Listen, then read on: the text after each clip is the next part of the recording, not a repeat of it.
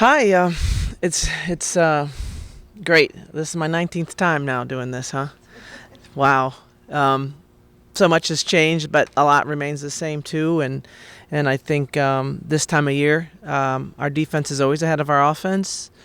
We're always throwing the ball into the fifth row of the bleacher in practice, playing hard, forgiving mistakes early, making sure that we are a very difficult team to play against, and that my players are extremely confident and not hesitant. So we were able to do a close scrimmage yesterday against an opponent and got a real feel for how our spirit will emerge, and I was quite pleased. I was quite pleased with just just we just can spark and ignite and just really emerge, and with new faces that are really important, and certainly new roles for the returners. And so there's a lot of unknowns, but fun group, really fun, really fast, and they love to play basketball. So it helps just your attitude and every day in practice, knowing that the players are just really enjoying this style of play. Nice shirt. Let's see, 43. I love it. Thank you for wearing it. So coming off, nice to see you again. Yeah. Coming off a historic run that you guys had, Yeah. how does that carry over to this season? I mean, I know there's a lot of new players and you lost 3 starters. Yeah. But does that raise expectation from your players?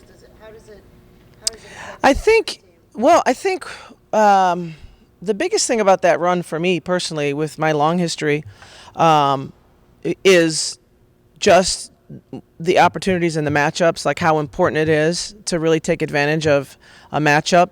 And I thought we got really lucky in that run that every team had like an All-American post player. That's not really lucky, but the game plan and our strategy and our defense, we went against Angel Reese and we went against Maggie Secrets, so Maddie Secrets. So you had this idea of like how we got to, not get hurt by one particular player that really dominated for their team.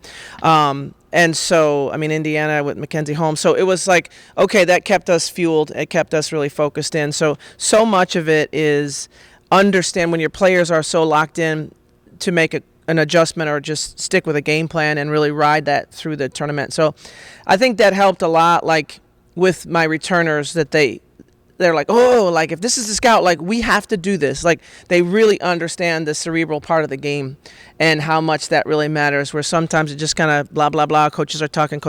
I think we're pretty locked in now, understanding like how much our extra effort on the details mattered. I mean, there was 7 points in 3, like we won 3 games by like 5 or 7 points or something. So we're really on the edge on like knowing important moments. And I think that really has carried over. Kind of in a similar vein, how has it carried over off the court? Dan Ritter coach was talking about like increased ticket sales, Yeah. increased enthusiasm. How have you seen that? Oh, I think it off the court. It's just it's funny. Like the U is anywhere. Like you walk into a gym in New York and you just get so much love, and everyone just loves Miami. And we've been worldwide with our international recruiting and everything.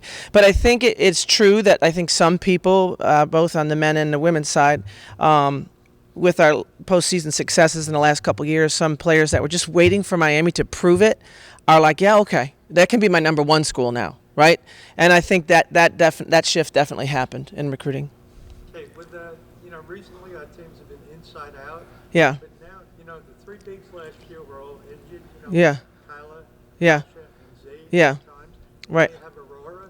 We have 4 Yeah. really good big players. Yeah, she's not going to play this year. She had an injury before she showed up. Yeah. So, Be more outside. you know what? I think Lazaria Spearman is not just an inside player. I mean, she has really been shooting a 3, really evolved. She has a real potential to be a real star. I think Kyla is such a great low post presence because Kyla also shares the ball.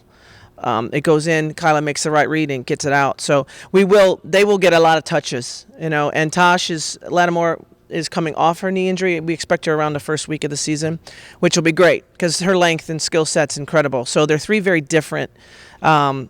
They're all 6'4", 6'5", but they're 3 very different type players, and it really changes us. So they'll be hugely important. Is hugely a word? Incredibly important. Incredibly important. Coach, with Jalea, Jasmine, Yeah. Jay entering the 3rd seasons, Yeah. do you look to Oh God, yeah.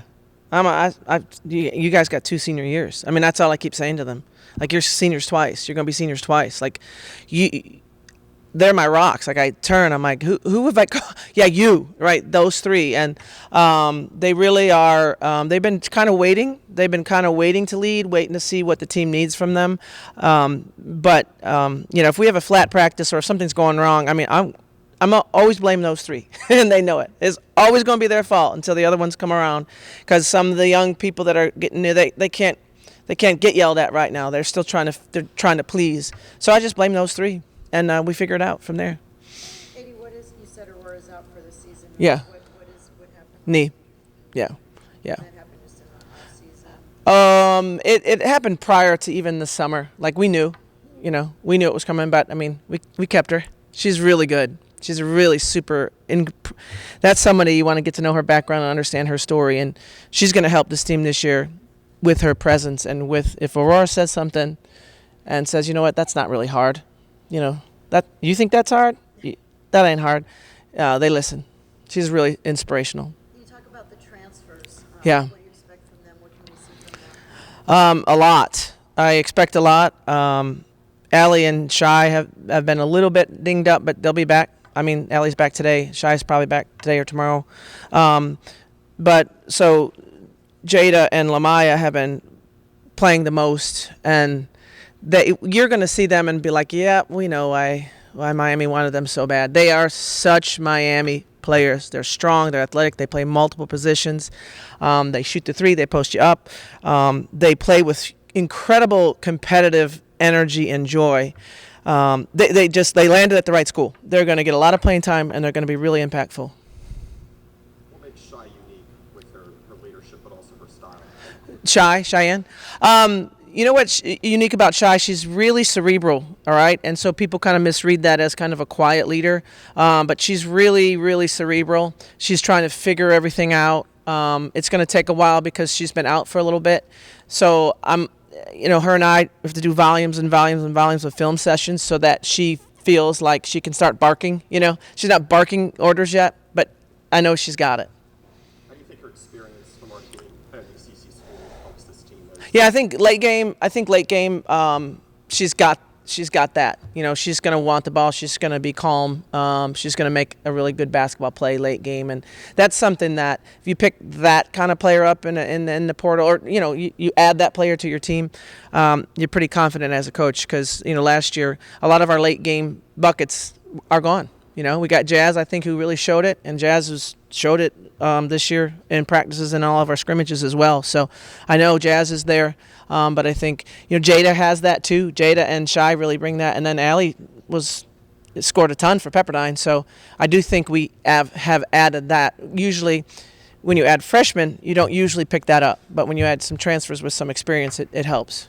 Can you talk about what you lose with Destiny and Yeah. Haley? Yeah. I saw that Haley's in the transfer portal. Yeah. Is that a possibility for her to come back? I don't think I can comment on that if she's in the portal. Sorry. But yeah, we lost, and Lola. I mean, I think Lola was a real Lola's fourth quarter defense in the history of. I got a Mesa Hoff and Lola Pendande, the two young ladies that, in my opinion, in the fourth quarter defense were the best. That had the best moments, the best stops, incredible performances that no one ever talked about. So, yeah, we lose that, and that's where Kyla and Z really have to use their experience on the defensive end.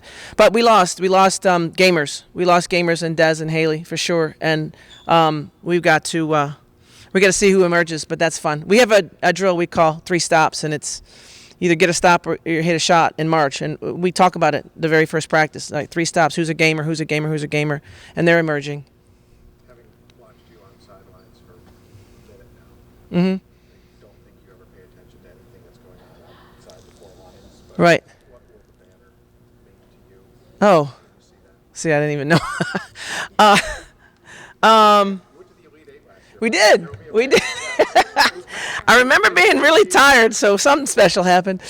You know what?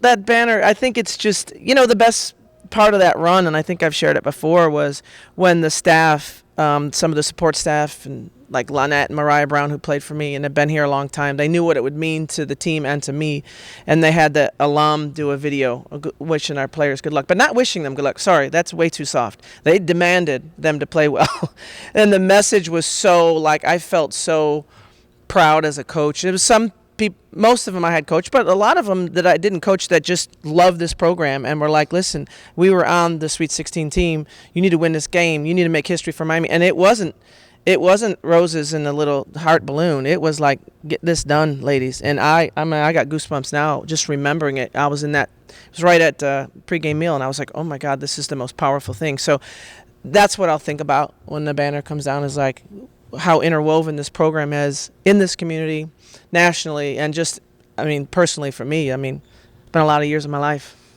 But I asked Elle this too. Is there a point when Final Four season and Elite Eight season?